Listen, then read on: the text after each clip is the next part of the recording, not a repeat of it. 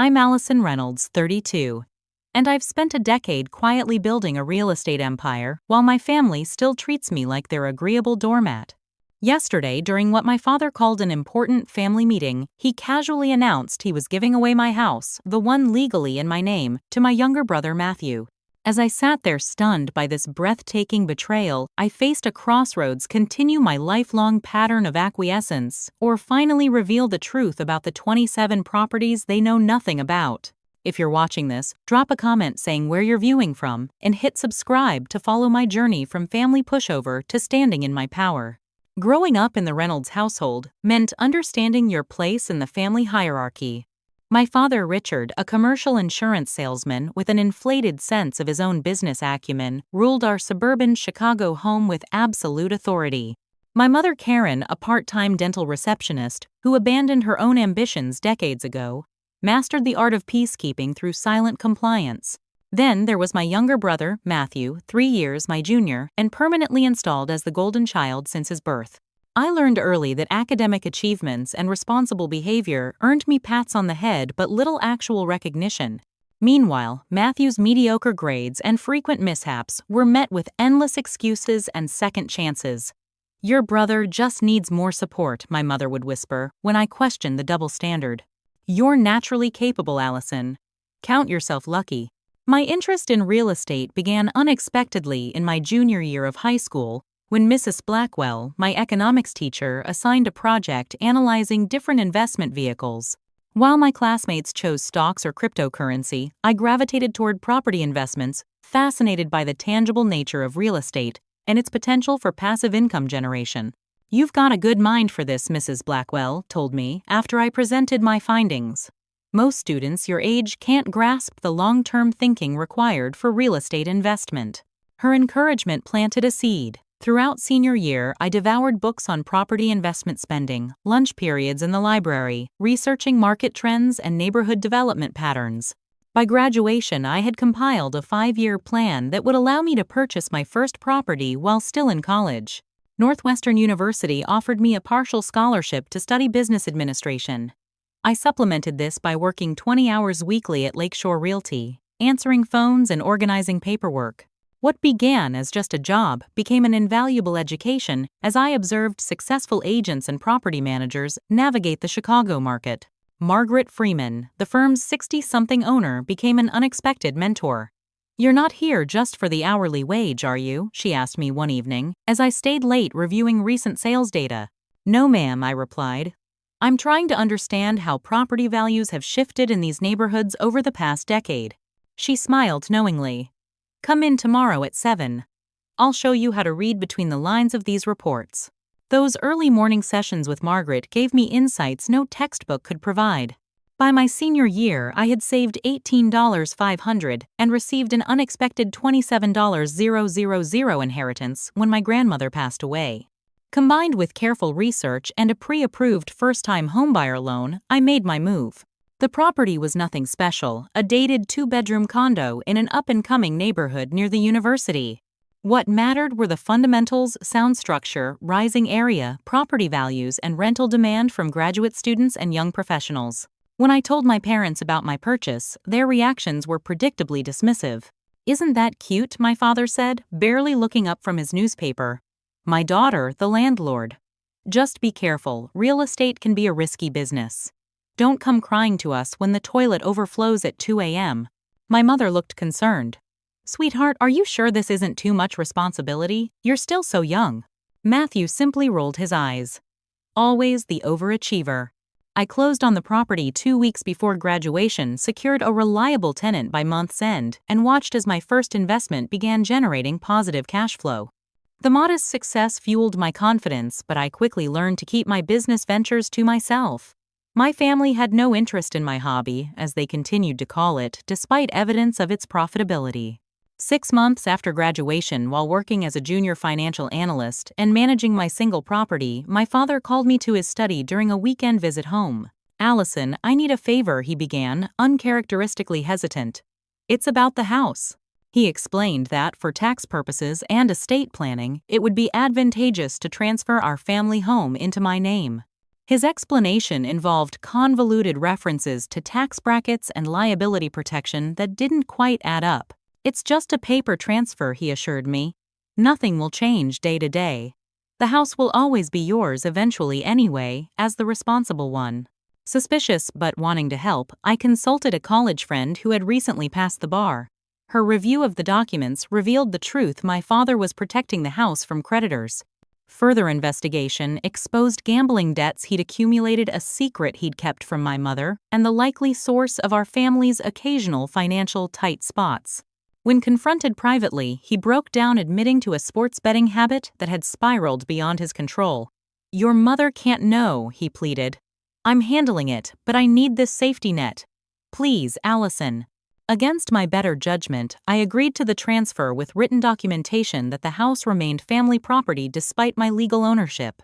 His relief was palpable, but the experience taught me two crucial lessons: my father wasn't the financial wizard he pretended to be, and family financial matters required careful boundaries. "This house will always be yours, Allison," he promised, squeezing my shoulder. "I'm trusting you because you're the only one responsible enough to handle this." Those words would come back to haunt both of us in ways neither could imagine. After this incident, I made a deliberate decision. My growing interest in real estate investment would remain entirely separate from family knowledge.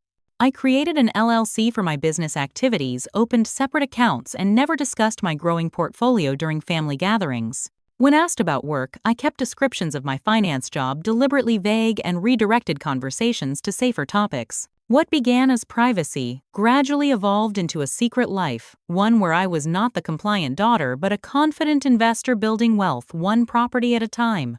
The decade following that first property acquisition transformed both my portfolio and my identity, though only one was visible to my family. By day, I projected the image of a modestly successful financial analyst living comfortably but not extravagantly. In reality, I was methodically building a real estate empire that would have shocked anyone who thought they knew me. My strategy was simple but required relentless discipline. I lived well below my means, maintaining a lifestyle that consumed only 30% of my corporate salary. Every bonus and raise went directly into my investment fund. I drove the same reliable Honda I purchased after college, and rented a pleasant but unremarkable one-bedroom apartment. This deliberate modesty served two purposes: maximizing investment capital and maintaining the cover of normalcy when visiting family. Property number 2 came 18 months after the first, a foreclosed duplex requiring significant renovation, but available at 65% of market value. I partnered with Samantha Warner, a contractor I met through a real estate investment forum, who became both a business ally and my closest friend. Most people walk into a disaster property and see only problems, Samantha told me as we surveyed the water-damaged kitchen of that first duplex. You walk in and immediately start calculating ROI on specific improvements. That's rare. With Samantha handling renovations and me managing financing and tenant relations, we refined a system for identifying undervalued properties with strong appreciation potential. Each success built upon the previous, allowing increasingly ambitious acquisitions. By year 3, I had 5 properties and enough experience to leave my corporate job for a position at a boutique investment firm that offered greater flexibility and industry connections. My parents interpreted this lateral move as playing it safe rather than climbing the corporate ladder, further evidence of what they saw as my risk-averse nature. "Always the practical one," my mother commented when I mentioned the job change during a holiday dinner. "I suppose that's sensible even if it's not very exciting." If they only knew that I'd closed on a 6-unit apartment building that very morning. As my portfolio grew, so did my business infrastructure. I established separate LLCs for different property groups, developed relationships with reliable property management companies, and built a network of industry professionals, including attorneys, accountants, insurance specialists, maintenance contractors. Samantha and I formalized our partnership, creating Reynolds Warner Properties, though I remained the majority stakeholder and primary strategist. We specialized in a particular niche, identifying properties and neighborhoods, showing early signs of revitalization, performing strategic renovations to increase both property value and rental income, then either holding for long-term appreciation or selling for substantial profit depending on market conditions. By year 5, our portfolio included 17 properties across Illinois, Wisconsin, and Indiana, a mix of single-family homes, duplexes, and small apartment buildings, generating significant monthly cash flow. I reinvested most profits, though I did allow myself one modest luxury, a lakeside cabin 2 hours from Chicago where I could decompress and strategize, away from both work demands and family expectations. "You know you could afford something much more impressive," Samantha remarked during a weekend retreat at the cabin. "Your net worth justifies a penthouse downtown." I shook my head while stirring the pasta sauce I was making for dinner. "That's not the point. This is exactly what I want, a private sanctuary, not a status symbol. Besides, how would I explain a luxury condo to my family? They still think I'm one step above living paycheck to paycheck." Samantha never fully understood my reluctance to correct my family's misconceptions, but she respected the boundary. In truth, I wasn't entirely sure myself why I maintained the charade. Perhaps it was easier than confronting their inevitable questions and judgments. Perhaps I enjoyed having one area of my life completely separate from their influence. Or perhaps I was waiting for the perfect moment to reveal the truth, a moment that never seemed to arrive. By year 8, Reynolds Warner Properties had expanded to include small commercial spaces and a boutique residential development project. I'd been featured in regional investment publications, though I always declined to be photographed, citing privacy concerns. At 30, I achieved complete financial independence, with passive income exceeding my former corporate salary several times over. Through it all, I maintained the fiction of modest achievement during increasingly infrequent family visits. I attributed my ability to help with my parents' occasional financial needs to careful saving and good money management. I deflected questions about my apparent job flexibility by mentioning remote work opportunities and earned trust from management. My brother Matthew, meanwhile, bounced between entrepreneurial ventures with my father's enthusiastic financial backing: a food truck that operated for 6 months, a sports memorabilia website that never gained traction, a franchise opportunity that mysteriously disappeared from conversation after absorbing a small investment. Each failure was cushioned by family support and quickly replaced with the next brilliant idea. I observed this pattern with growing unease, but maintained my silence. My parents were adults making their own financial decisions. Matthew was an adult experiencing natural consequences, or he would have been had our parents not consistently intervened. Then came the call that would ultimately shatter the careful separation between my two lives. "Allison, we need you to come home this weekend." My mother's voice sounded strained over the phone. "Your father's calling a family meeting. It's important about the future." "What's going on, Mom? Is everyone okay?" I asked, immediately concerned. "Everyone's fine, physically. There are some matters that need discussing. Your father says everyone needs to be present." The vagueness was typical of my mother's conflict avoidance, but something in her tone triggered a warning sensation. This wasn't a routine family gathering. "I'll be there Saturday at noon," I promised, already dreading whatever drama awaited.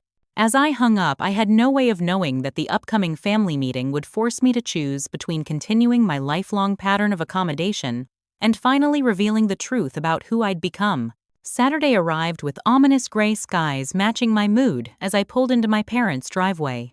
Matthew's Range Rover already occupied the prime spot nearest the front door, a vehicle I knew he couldn't actually afford, likely financed at an exorbitant interest rate. Next to it sat my father's sedan and my mother's practical crossover.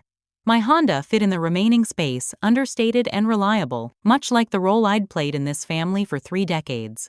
The front door opened before I could knock, revealing my mother's anxious face. "Allison, thank goodness. Everyone's waiting in the living room." She hugged me briefly, her body tense. "Your father's been pacing all morning." The living room fell silent as I entered. My father occupied his usual armchair posture, rigid with barely contained energy. Matthew and his wife Diana sat on the love seat, their expressions a study in contrasts, his artificially confident, hers transparently worried. My mother hurried to her seat on the sofa, patting the cushion beside her. "Now that we're all here," my father began without preamble, "we can address the situation properly." He launched into what felt like a rehearsed speech about family solidarity and mutual support in times of crisis, phrases that immediately set my internal alarms blaring. In my experience, such lofty language from my father typically preceded requests for sacrifices from others, rarely himself. The point is, he continued after several minutes of preamble, we need to make some family adjustments for everyone's benefit. The revelation came in stages, each more stunning than the last. Matthew's latest business venture, a boutique fitness center targeting corporate clients, had failed spectacularly. Not only failed, but left him with substantial debt to investors, a 3-year commercial lease he couldn't break, and equipment loans he couldn't repay. The timing couldn't have been worse, Matthew interjected, Diana nodding vigorously beside him. We were just about to turn the corner when the new franchise gym opened across the street. Cutthroat pricing, corporate backing, no small business could compete with that. My father nodded sympathetically before continuing. Matthew, Diana, and the kids need a fresh start. A stable home environment while they rebuild. I felt a creeping dread, suspecting where this was heading, but hoping desperately to be wrong. I wasn't. So, we've made a decision, my father announced, meeting my eyes with an expression mixing authority with what he probably thought was benevolence. The family house, the one that's in your name, will be transferred to Matthew. They'll move in next month. The statement hung in the air like a physical presence. I waited for additional explanation, perhaps plans to purchase another property for me or substantial compensation for what was legally my asset. None came. I don't understand, I finally said, my voice sounding distant to my own ears. You want me to give Matthew my house? It's the family home, Allison, my father corrected sharply. It's only in your name as a technicality. A technicality you arranged because of gambling debts, I reminded him, causing my mother's head to snap up in surprise. My father's face darkened. That's ancient history, and completely irrelevant. What matters is that Matthew and his family need stability right now. And where exactly am I supposed to live? I asked, struggling to keep my tone even. The dismissive wave of my father's hand felt like a physical blow. You've got that apartment in the city. It's not like you need a house that size anyway. You're single with no kids. The casualness with which he devalued both my legal rights and my life choices unleashed something that had been building for years. For perhaps the first time, I saw with perfect clarity the family dynamic that had shaped our interactions. My needs would always be secondary. My compliance was not appreciated but expected. My independence was not respected but exploited. The house is in my name, I stated flatly. Legally, it belongs to me. You can't simply give it to Matthew. The room temperature seemed to drop several degrees. My mother looked at her hands twisting in her lap. Diana shifted uncomfortably. Matthew's expression hardened. Don't be difficult, Allison, my father said, his tone carrying the warning I recognized from childhood disagreements. This is what's best for the family. Best for which members of the family? I asked, rising to my feet. The trembling in my hands wasn't from fear, but from anger too long suppressed. Be reasonable, my mother finally spoke, her pleading eyes meeting mine. Your brother has children to consider. Children he chose to have while jumping between failed businesses. I responded immediately, regretting the harshness despite its truth. Matthew stood now, color rising in his face. Some sister you are. I'd do it for you in a heartbeat. Would you? I challenged. You've never once offered me support during a difficult time. Not once. Because you've never needed it, he shouted. You've always had everything together, Miss Perfect, with her steady job and no risks. The irony of his statement might have made me laugh under different circumstances. My father attempted to regain control of the situation, rising and using his physical presence as he had throughout our childhood. That's enough. Allison, you're being selfish. This isn't about you. It's about what the family needs, right now. Something inside me snapped at the word selfish, the final manipulation, the ultimate weapon used to keep dutiful daughters in line. I need to leave, I said, quietly gathering my purse. Before I say something I can't take back. Don't you walk out of this meeting, my father commanded. We haven't finished discussing this. I paused at the doorway, turning to face my family, these people who knew so little about the woman I'd become. There's nothing to discuss. The house is legally mine, and I'm not signing it over. If Matthew needs help, we can look at other options.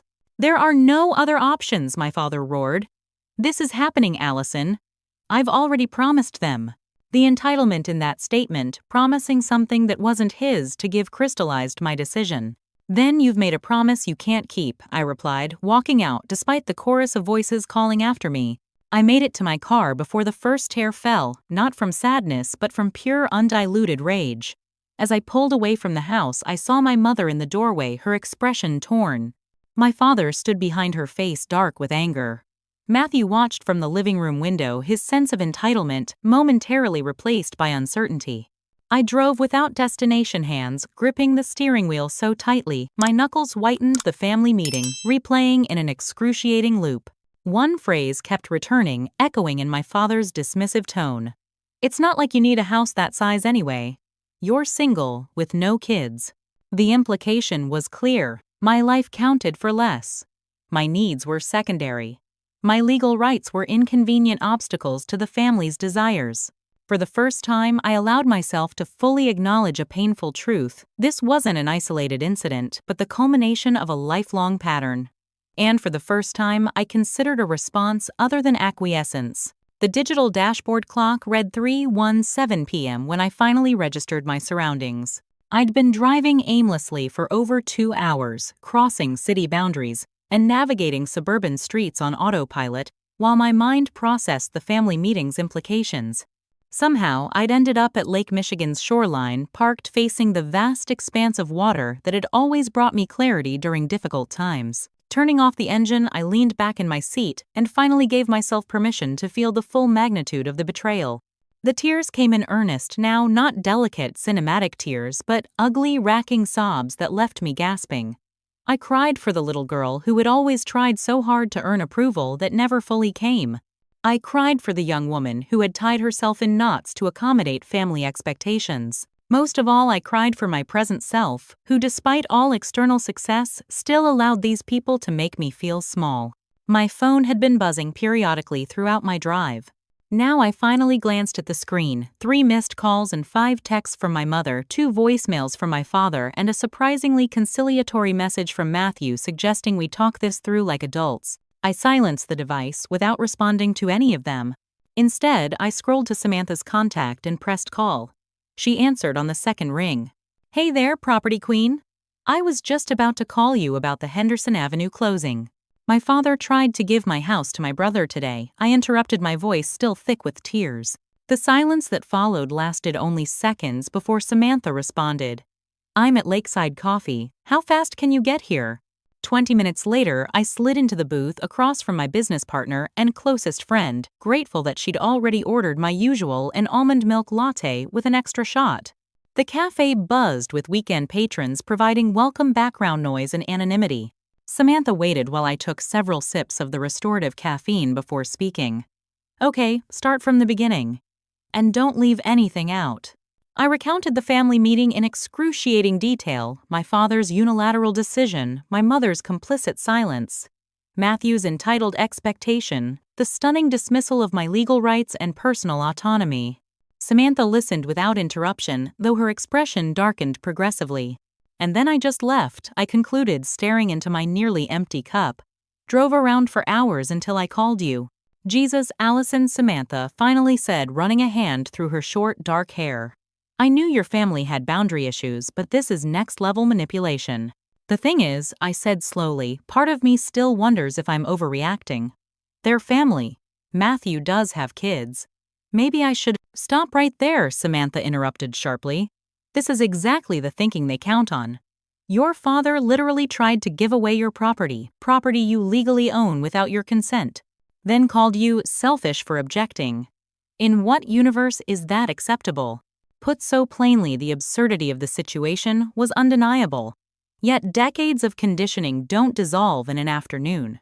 "I've spent my entire life trying to be the responsible one, the reasonable one," I said quietly.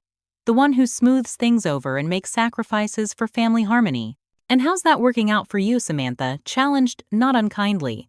"Because from where I'm sitting, you've built an extraordinary life that you hide from the people who should be your biggest supporters. Instead, they treat you like an ATM, with no needs of your own." Her words struck with the force of truth. I had achieved remarkable success I deliberately concealed to maintain a family dynamic that increasingly drained me. "I don't even know why I keep the charade going," I admitted. It started because I didn't want my father giving Matthew investment advice about my properties. Then, it just became easier than dealing with their questions or judgment. Or their requests for money, Samantha added pointedly. She wasn't wrong. Over the years, I'd loaned my parents substantial sums for various emergencies, most recently $12,000 for roof repairs that somehow never materialized in the form of actual roof work. What would happen, Samantha asked carefully, if they knew the truth? About all of it, the properties, the business, your actual financial position. I'd asked myself this question countless times, but always shied away from the answer. Now, faced with my father's breathtaking entitlement, I couldn't avoid it any longer. Initially, shock. Then my father would either try to take credit for my success or claim I'd been deceptive. Matthew would immediately ask for investment in whatever his next scheme is.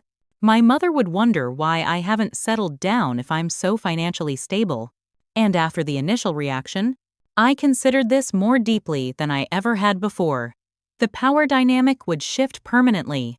They couldn't keep seeing me as the compliant daughter who exists to smooth things over. They'd have to acknowledge me as a successful, independent adult who makes her own choices. Which you are, Samantha emphasized. The question is whether you're ready to be that person with them, not just with the rest of the world. We sat in contemplative silence, the ambient cafe noise providing a cocoon for my turbulent thoughts. The weight of impending change felt simultaneously terrifying and liberating. There's another consideration, I finally said. Legally speaking, my position is unassailable. The house is in my name. The transfer documents my father arranged years ago are properly executed and recorded. He has zero legal right to give it to anyone. Exactly, Samantha agreed. Which means this isn't actually about whether Matthew gets the house. It's about whether you continue allowing your family to dictate your choices and deny your autonomy. The precision of her assessment took my breath away. This wasn't about real estate at all, it was about finally standing in my power with the people who had shaped my deepest insecurities. As afternoon shadows lengthened across our table, we strategized. I decided to consult my attorney on Monday to review the property documents, though we both knew they were in perfect order. Samantha suggested preparing a portfolio summary not to impress my family, but to ground myself in the concrete reality of my achievements before facing their reactions. My phone buzzed again with yet another message from my mother. Your father expects you at brunch tomorrow to finalize the arrangements. Please don't make this more difficult than it needs to be. The familiar guilt rose automatically, then receded as I recognized the manipulation inherent in the phrasing. I showed the message to Samantha, who rolled her eyes. Translation: stop having boundaries because they're inconvenient for us, she muttered. I'm not going to brunch, I decided aloud. But I will attend a family meeting on my terms. I'll give them a few days to calm down, then schedule something at the house for next weekend. And then Samantha prompted, and then I stop hiding.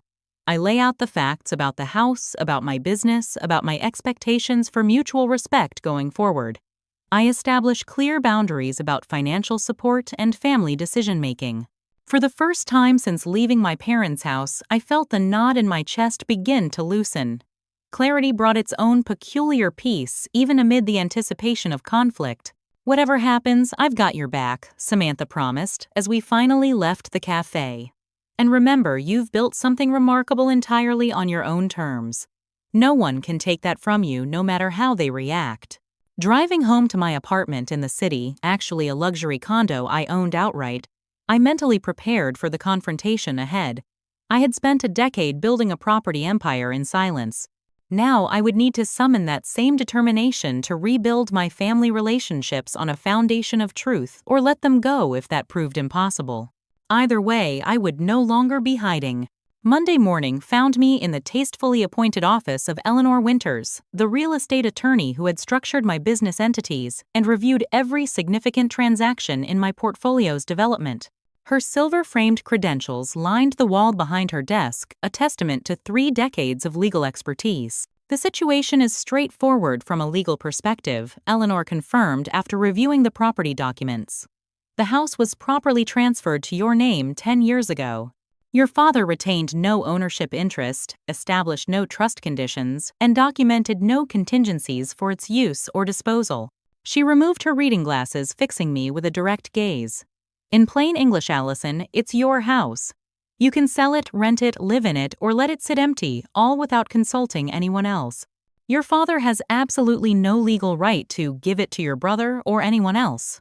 Though I already knew this hearing, the unambiguous confirmation from Eleanor strengthened my resolve. Now she continued, there's the matter of how to proceed. You mentioned your family is pressuring you to sign transfer documents. Under no circumstances should you sign anything regardless of emotional appeals. Any documents your father has prepared would constitute a unilateral gift of substantial property which could trigger gift taxes for which you might be liable. I nodded, making mental notes. Furthermore, I suggest you prepare for the possibility that they may attempt to proceed without your cooperation. While they cannot legally transfer the property without your signature, your father might try to give your brother informal permission to occupy the premises. You mean they might try to move in without my consent? I asked, alarm rising. It's not uncommon in family property disputes, Eleanor confirmed. As a precaution, I recommend changing the locks immediately and installing a simple security system. I can also prepare a formal notice explicitly withholding permission for new occupants if you believe that's necessary. The thought of such adversarial measures against my own family sent a wave of nausea through me, but Eleanor's pragmatism couldn't be faulted. I agreed to the lock changes but held off on the formal notice, hoping it wouldn't come to that. Our meeting concluded with Eleanor preparing a simple one-page summary of my legal ownership, written in language clear enough for anyone to understand. This would be my first exhibit for the upcoming family confrontation. My next stop was the office of Reynolds Warner Properties, where Samantha and I spent the afternoon preparing what we called the Revelation Portfolio. This carefully curated collection of documents would illustrate the business I'd built while maintaining my family facade. We selected key properties from across the portfolio, the original condo near Northwestern, now worth double its purchase price. The 6-unit apartment building in Milwaukee that had been our first major acquisition. The small commercial development in Indianapolis that had garnered regional recognition for innovative urban renewal.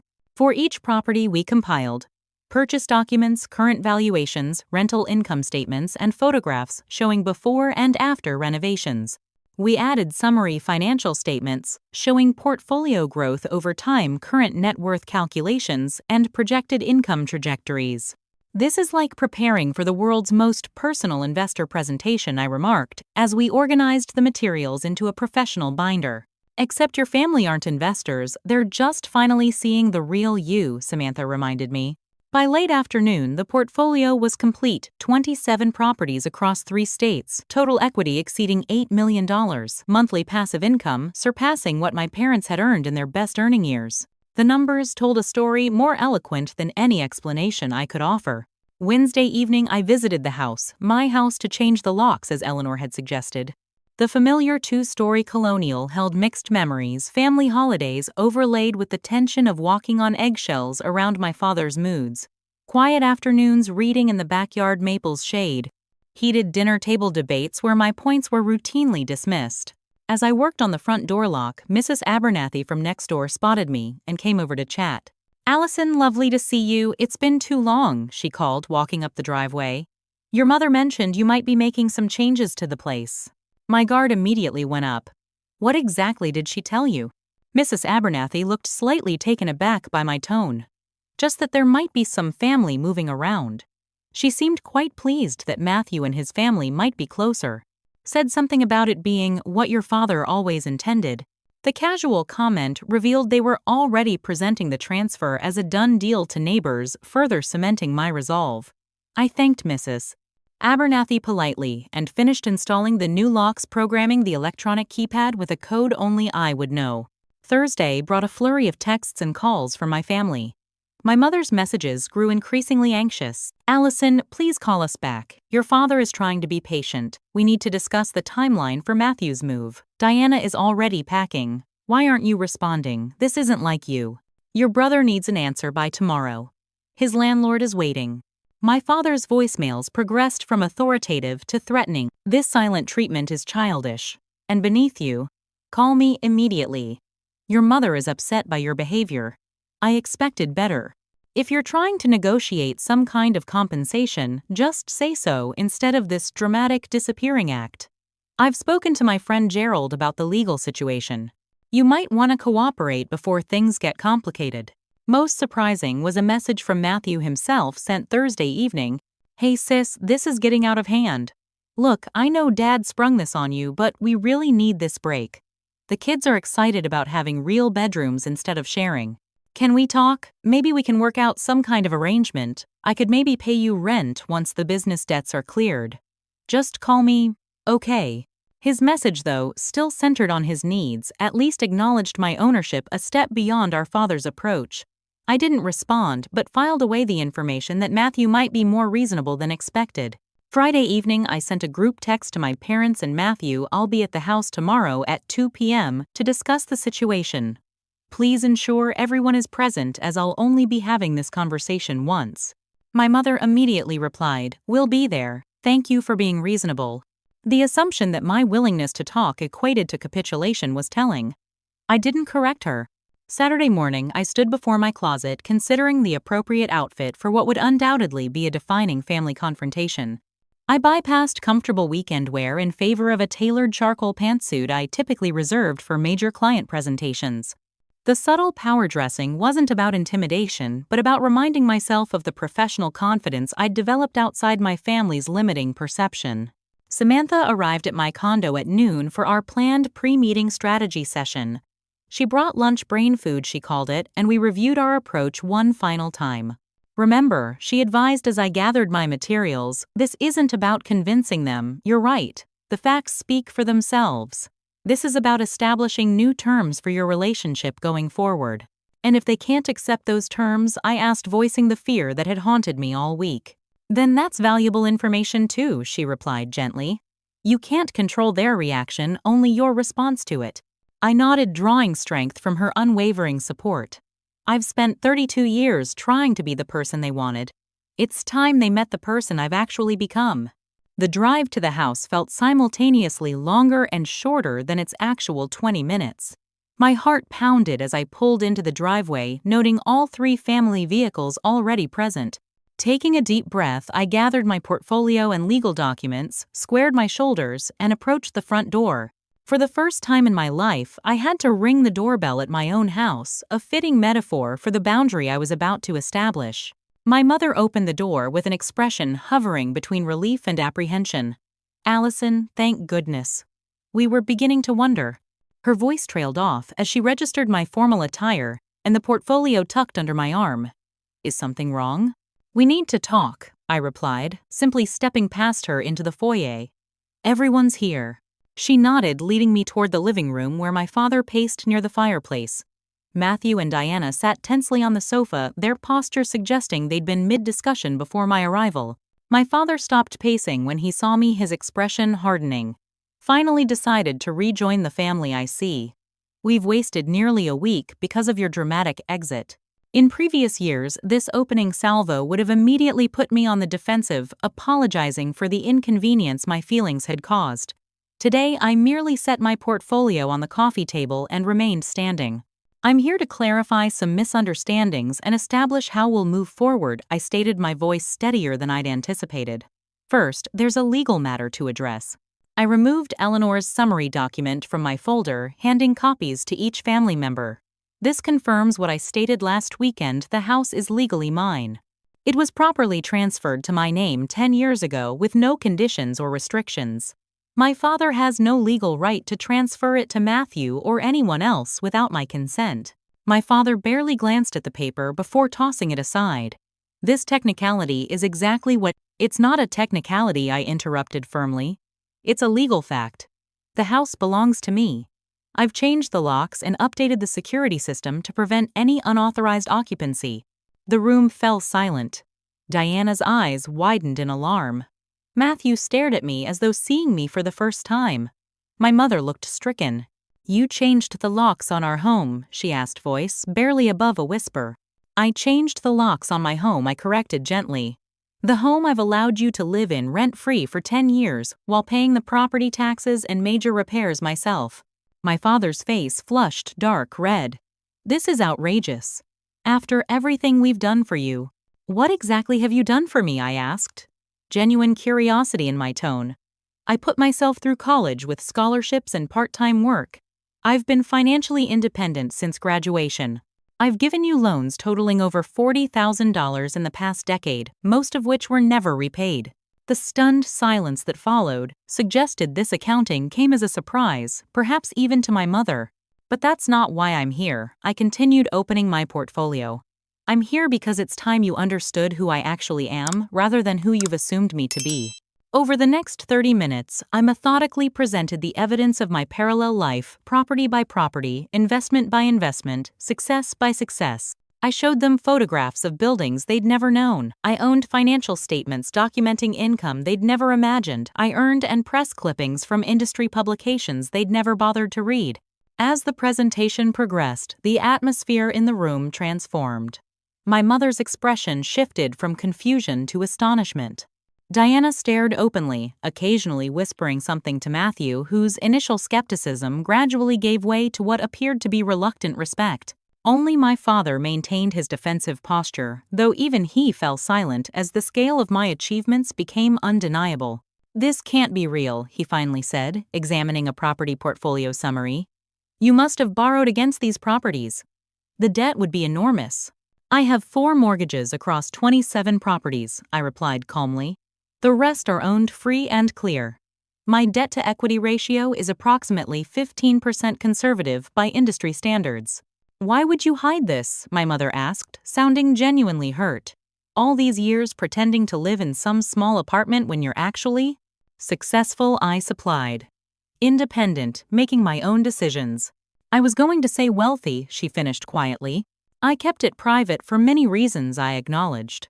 "Initially, because I wanted to build something on my own terms without interference or unsolicited advice.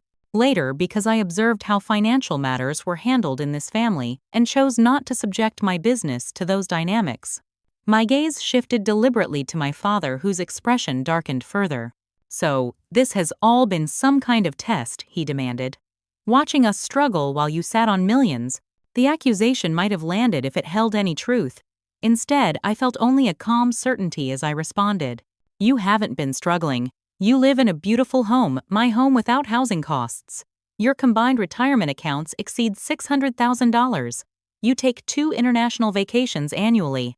The only struggles have been self-inflicted financial wounds from gambling, poor investments, and repeatedly bailing out Matthew's failed businesses." Matthew flinched visibly at this assessment but didn't contradict it. "If you've built this empire yourself, as you claim my father pivoted, grasping for control, then I must have taught you more about business than I realized. Clearly, my approach to financial management had a greater influence than you're acknowledging." The attempt to claim credit for my success might have been comical if it weren't so predictable. I maintained a neutral expression as I responded. "What I learned from you about financial management was primarily what not to do. My business education came from mentors, books, seminars, and hard-earned experience. Your contribution was showing me the consequences of impulsive decisions and unsustainable debt." Diana winced at the bluntness of this assessment, while my mother's gaze dropped to her hands. Matthew surprisingly seemed to be listening with increasing attentiveness. "So what now?" he finally asked, cutting through the tension. "You've made your point. You're rich, we get it. Are you just here to rub our noses in it? Or what?" "I'm here to establish clarity and boundaries," I replied, addressing him directly. "The house is not available for you to move into. However, I'm willing to discuss other ways I might help under certain conditions." This caught everyone's attention. My father started to interject, but Matthew raised a hand to stop him. "What conditions?" he asked cautiously. "Financial transparency for starters. I'd need to see complete documentation of your business debts, personal finances, and a realistic budget going forward. Second, professional financial counseling for you and Diana together. Third, no additional family loans without business plans reviewed by independent advisors." "You want to control us," my father exploded, unable to contain himself any longer. "This isn't about helping, it's about power. You've been planning this, waiting for the perfect moment to turn the tables and make us all dance to your tune." The accusation hung in the air, its absurdity almost palpable. I maintained eye contact with my father as I responded, my voice quiet but firm. "What I want is a family relationship based on mutual respect rather than expectation and obligation. What I want is acknowledgement that I'm an adult with the right to make my own decisions about my assets. What I want is an end to the pattern where my boundaries are treated as inconveniences to be overcome." My mother reached for my father's hand, but he pulled away, pacing again. "And if we don't agree to these conditions," he demanded, "what then? You'll cut off your own family, leave your brother homeless." "Matthew is not homeless," I pointed out reasonably. "He has a perfectly adequate rental apartment with 6 months remaining on the lease. As for cutting off family, that would be your choice, not mine. I'm simply clarifying what I am and am not willing to do going forward." The room fell silent again as the implications of this new dynamic settled around us. For perhaps the first time in our family history, I had established terms that couldn't be manipulated, ignored, or overruled. The power shift was palpable, uncomfortable for everyone, but necessary for change. Diana was the first to break the silence, addressing me directly, rather than looking to my father as family members typically did during conflicts. "The financial counseling," she said hesitantly. "Would that be something you'd pay for?" "Yes," I confirmed. "I would arrange and cover the cost of 6 months of professional financial counseling, with the potential for continued support if both of you actively participate and implement the guidance provided." Matthew nodded slowly, seeming to actually consider the offer. My father, however, wasn't finished. "And what about us?" he demanded, gesturing between himself and my mother. "What conditions are you imposing on your parents?" I met his gaze steadily. "My condition is simple respect. Respect for my decisions about my own property. Respect for my boundaries around financial assistance. Respect for the adult I've become, rather than the compliant daughter you've always expected me to be. Or else," what he challenged. "Or else we'll have a very distant relationship," I replied truthfully.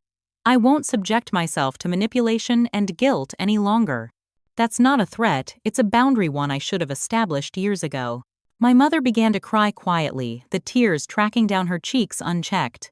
"I don't understand how we got here," she whispered. "How everything changed so suddenly." "Nothing changed suddenly," I corrected gently. "I've been building this life for a decade while maintaining the role you all expected from me. What changed suddenly was your awareness of it, brought about by Dad's attempt to give away my house without my consent." The stark framing of the catalyst silenced further objections. We had reached the moment of truth. They could either adapt to the reality of who I actually was, or they could cling to their expectations of who they thought I should be. The choice for the first time wasn't mine to make for them. The immediate aftermath of my revelation unfolded in ways both expected and surprising. My father predictably shifted from outright hostility to calculated negotiation, a tactic I recognized from watching him maneuver through business and personal conflicts throughout my childhood. If financial assistance is on the table, he began, tone carefully modulated, "Perhaps we should discuss parameters that work for everyone. Your conditions seem excessive for family matters." "They're not excessive for financial matters," I corrected, "which is what we're discussing. I'm open to helping, but not without accountability." Matthew, meanwhile, underwent the most visible transformation. The initial shock and resentment gave way to something resembling grudging respect, followed by what appeared to be genuine curiosity. "How did you do it?" he asked during a momentary lull. "Build all this while working a regular job. And how did none of us notice?" "Discipline, research, and strategic reinvestment," I answered honestly. "As for not noticing you saw what you expected to see, I never corrected your assumptions." Diana nodded slowly. "Those weekends you couldn't make family gatherings because of work commitments. Property walkthroughs, renovation, supervision meetings with contractors," I confirmed. "And the boring financial analyst job you never wanted to discuss. A necessary cover and useful network for investment opportunities." My mother had remained largely silent, tissues clutched in her hand, but now she spoke up. "I just want everyone to be okay. To be family again. Whatever that takes." Her plea for reconciliation felt genuine, but also familiar, the peacemaker's reflexive response to conflict, prioritizing surface harmony over addressing root issues. In the past, I would have immediately accommodated this implicit request to smooth things over. Today, I recognized it for what it was, a well-intentioned but ultimately unhelpful evasion of necessary change. Being family doesn't mean ignoring problems or maintaining unhealthy patterns, I told her gently. It means caring enough to establish boundaries that allow for respectful relationships. My father scoffed. "Suddenly, you're the family therapist, a few million in property, and now you're dispensing wisdom about healthy relationships." The barb was designed to diminish to reassert his position at the top of the family hierarchy. I simply met his gaze steadily.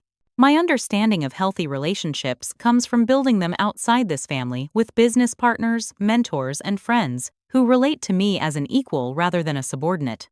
Something in my calm certainty seemed to unnerve him. He turned to Matthew abruptly. Are you actually considering her conditions financial counseling? Like we're incompetent children who can't manage our own affairs? Matthew hesitated, glancing between his father and me. I think it might not be the worst idea. The business failure hit us pretty hard. And I'm not sure. Unbelievable, my father interrupted. So she waved some property statements around, and suddenly you're taking financial advice from your little sister. The same sister who's refusing to help unless we jump through her hoops. Diana straightened beside Matthew. She's not refusing to help, she's offering help with structure. That's different. I don't need you speaking for this family, my father snapped at her, causing both my mother and Matthew to stiffen. That's enough, Dad Matthew, said his voice uncharacteristically firm. Diana has every right to speak. This affects her and the kids, too. The unexpected alliance between Matthew, Diana, and me shifted the dynamic further. My father seemed to realize he was losing control of the narrative and changed tactics again. Allison, he began, voice softening, I understand you've worked hard and achieved something impressive. We're proud of you truly, but family obligations exist beyond business considerations. Your brother needs this specific solution, the house, not financial counseling and budget spreadsheets. The house is not available, I repeated simply. But I'm willing to help find alternatives, perhaps assist with rent for a larger apartment while they rebuild, or even a down payment on a house they can actually afford based on realistic income projections. Always with conditions, he muttered. Yes, I agreed. Because unconditional financial support has proven destructive in this family. It's enabled poor decisions rather than encouraging growth. This fundamental disagreement whether financial assistance should be given freely without expectations or provided with structured accountability formed the core of our impasse. To my surprise, Matthew and Diana seemed increasingly receptive to my approach, while my father grew more agitated by their openness. I need to use the bathroom, my father announced abruptly, standing and leaving the room. In his absence, my mother leaned forward. He's taking this hard, Allison.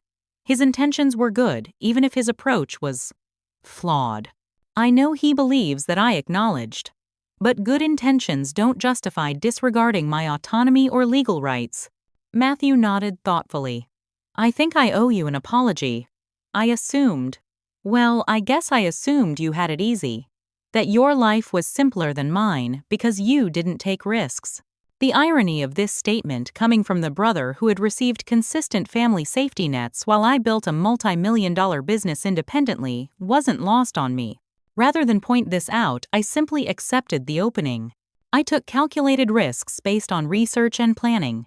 Different from your approach, but not without risk. When my father returned several minutes later, his demeanor had changed again, the conciliatory tone replaced by cold determination. I've been thinking about your behavior over the years, he began without preamble. The secrecy, the deception, the deliberate concealment of your financial status while watching your family struggle. We've already addressed, I started, but he cut me off. Does the name Carson Miller ring any bells? The unexpected reference sent a chill through me. Carson had been a business school classmate with whom I'd had a brief, ill-advised relationship during senior year, a relationship that had ended badly when I discovered his cocaine habit and involvement with questionable financial activities. What about him? I asked cautiously. I made some calls while you were ghosting us this week, my father continued. Interesting things turn up when you start asking questions about people's pasts, particularly people who present themselves as spotlessly successful. The implied threat hung in the air. My mother looked confused while Matthew and Diana exchanged uncomfortable glances. If you're threatening to dig into my past looking for leverage, I said evenly, that says more about you than about me. Not threatening, merely pointing out that perfect little empires often have cracks in their foundations. Perhaps your business partners or the industry publications that feature your company would be interested in certain associations from your college days. The naked attempt at blackmail, for that's what it was, crystallized everything about our family dynamic that needed to change. Even Matthew looked appalled. Dad, what the hell, he interjected. Are you seriously threatening to smear Allison if she doesn't give me her house? My father didn't acknowledge him, keeping his gaze fixed on me. Sometimes family loyalty requires sacrifice. I'm simply reminding Allison of that fact. I allowed his words to settle before responding, taking time to process the magnitude of the line he'd just crossed. When I finally spoke, my voice was steady despite the mix of disappointment and resolve coursing through me. There are no skeletons in my closet that would threaten my business or reputation, I stated. Carson Miller was a mistaken judgment during college, one I've discussed openly with Samantha and other close colleagues. If that's the best ammunition you could find, I'm not concerned. His bluff called my father's expression hardened further. This isn't over. Family matters should remain within the family, not subjected to outsiders' conditions and judgments. That's where we fundamentally disagree, I replied. Healthy families don't require secrets, manipulation, or threats to maintain relationships. They thrive on mutual respect and appropriate boundaries. Standing, I gathered my portfolio materials. I've presented my position clearly. I won't be giving or selling the house to Matthew, but I'm willing to help in other ways if my conditions are accepted. I'll give everyone time to consider what I've shared today. My mother looked panic-stricken as I prepared to leave. When will we talk again? You can't just drop all this on us and disappear. I'll be available by phone next week to discuss next steps with anyone interested in the support I've offered, I assured her. For now, I think we all need space to process. As I moved toward the door, Matthew surprised me by standing as well. I want to talk more about the financial counseling option, he said, ignoring our father's sharp glance. Diana and I will call you. This unexpected openness from the brother who had always followed our father's lead felt like the first genuine breakthrough of the day. I nodded acknowledgement as I left, aware that while nothing had been resolved, everything had irrevocably changed. Driving away from the house, my house, I experienced neither the vindication nor relief I had anticipated. Instead, I felt a complicated mixture of sadness for what our family relationship could have been, resolution about the boundaries I'd finally established, and determination to maintain them regardless of emotional pressure. My father's attempt at blackmail had confirmed the necessity of those boundaries more clearly than any argument could have. The family system as it had functioned for decades was officially broken, and whether it would be rebuilt on healthier terms remained to be seen. One thing was certain: I would no longer be sacrificing my autonomy on the altar of family harmony. The question now was who would adapt to this new reality, and who would resist it to the bitter end. 6 months can transform landscapes, both physical and emotional. The summer heat that had intensified our family confrontation gave way to autumn crispness, then winter's stark clarity, and finally spring's tentative renewal, a fitting parallel to the evolution of our family dynamics. During that time, I sat on the balcony of my new primary residence, a renovated loft in a historic downtown building that better reflected my actual life than the understated condo I'd maintained for appearances. Below, the city pulsed with weekend energy, while behind me, Samantha arranged coffee and pastries on the outdoor table. They'll be here in about 15 minutes, she noted, checking her phone. Matthew texted that they found parking. I nodded, taking a calming breath. This would be Matthew and Diana's first visit to my new home, a significant step in our cautiously rebuilding relationship. The aftermath of the revelation had unfolded in ways I couldn't have predicted 6 months earlier. The immediate days following the confrontation had brought escalation rather than resolution, with my father mobilizing every emotional weapon in his considerable arsenal. Guilt-laden messages from my mother, alternating between tearful pleas and passive-aggressive reminders of family obligation. Formal legal correspondence from my father's attorney friend quickly dismantled by Eleanor's professional response. Even an attempted end run through extended family with aunts and uncles calling to understand both sides of what they'd been told was my sudden decision to evict my parents. Through it all, I maintained the boundaries I'd established, neither engaging with manipulation nor shutting down potential for healthier interaction. When Matthew called 2 weeks after the confrontation to tentatively explore the financial counseling option, I arranged the first appointment without preconditions, paying for the initial consultation before any commitments required. That single decision became the unexpected fulcrum point for change.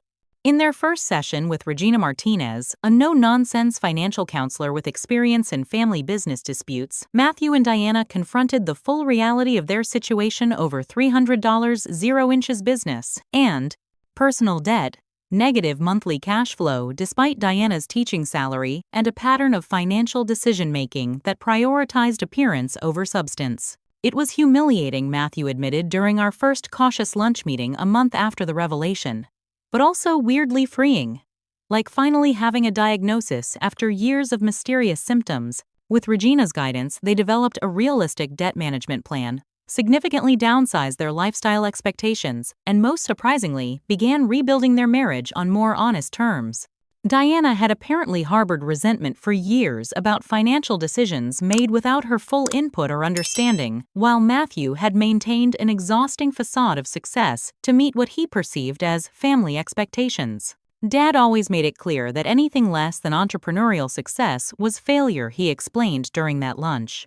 I never felt I had the option to just be conventionally employed even when the businesses kept failing. This insight into our shared childhood programming, though manifesting in opposite responses, became the foundation for a slowly rebuilding sibling relationship. For perhaps the first time, we began relating as adults with shared history rather than competitors for family approval. My parents' journey proved more complicated. My mother maintained contact through carefully neutral text messages and occasional phone calls, never directly addressing the conflict but clearly unwilling to sever connection. My father, having failed to regain control through manipulation or legal threats, retreated into rigid silence, communicating only through my mother when absolutely necessary. The house, the original catalyst for conflict, ultimately provided an unexpected path forward. 3 months after the confrontation, I made a business decision to sell the property. The neighborhood had appreciated significantly, making it a logical time to liquidate the asset. Rather than making this decision unilaterally, however, I involved my parents in the process. I'm planning to sell the house, I informed them during a carefully arranged meeting at a neutral cafe location. As the current occupants, you have options. You can purchase it at a family discount if you wish to stay, or I can provide relocation assistance if you prefer to move. My father's initial reaction was predictable resistance, interpreting the decision as punitive rather than practical.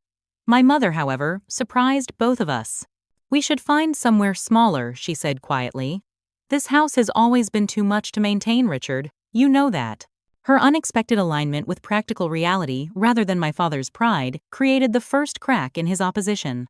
Within weeks, they had identified a comfortable townhome in a nearby retirement community, a more appropriate setting for their actual needs and lifestyle. I provided the promised relocation assistance, covering moving costs and contributing to new furniture better suited to their downsized space. The transaction remained businesslike rather than emotionally charged, establishing a new template for family financial interactions based on clarity and defined parameters rather than obligation and guilt. The sale of the house and my parents' subsequent move marked a tangible end to the old family system. No one living under roofs provided by others. No unspoken expectations or undefined obligations. No financial entanglements disguised as generosity. The doorbell interrupted my reflections, announcing Matthew and Diana's arrival. Samantha squeezed my shoulder supportively before going to answer it. Watching my brother and sister-in-law step tentatively onto my balcony, I noted the visible changes 6 months had wrought. Matthew's designer clothes had been replaced by more modest attire, while Diana carried herself with new confidence. Most noticeably, the constant undercurrent of tension between them had dissipated, replaced by the comfortable synchronicity of partners facing challenges together rather than in opposition. "This place is amazing," Diana exclaimed, taking in the panoramic city view. "So much more you than the condo." "That's exactly why I moved," I confirmed, pouring coffee for everyone. "No more maintaining appearances." As we settled into casual conversation about their progress with Regina's financial plan and the small business management course Matthew had enrolled in at the community college, I reflected on the lessons of the past 6 months. I had learned that family relationships could transform when built on honesty rather than accommodation. That boundaries, while initially painful to establish, ultimately created space for healthier connections. That financial success meant little without the authenticity to live openly in that success. That sometimes walking away from toxic patterns required being willing to walk away from people who maintained them. Most importantly, I had learned that my value existed independently of my usefulness to others, a revelation that had transformed not only my family relationships but my approach to all human connections. So Matthew said, interrupting my thoughts, we wanted to talk to you about something. He glanced at Diana, who nodded encouragingly. Regina thinks we'll be ready for homeownership again in about 2 years if we stay on track. We were wondering if you might be willing to mentor us through that process when the time comes. Not financially, he added quickly, but with your expertise. Teaching us what to look for, how to evaluate properties, the things you've learned building your business. The request, so different from the entitlement that would have characterized it a year earlier, represented everything I had hoped might eventually emerge from the painful family restructuring. I'd be happy to, I agreed. Though fair warning, I'm a demanding teacher.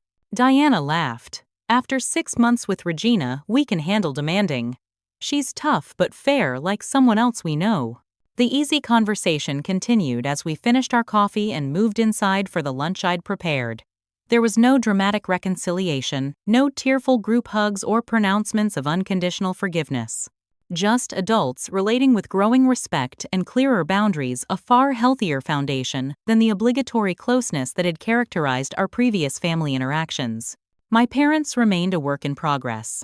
My mother had begun individual therapy, tentatively exploring her role in enabling unhealthy family patterns. My father maintained emotional distance, but had ceased active opposition, perhaps recognizing the futility of attempting to regain control he no longer held.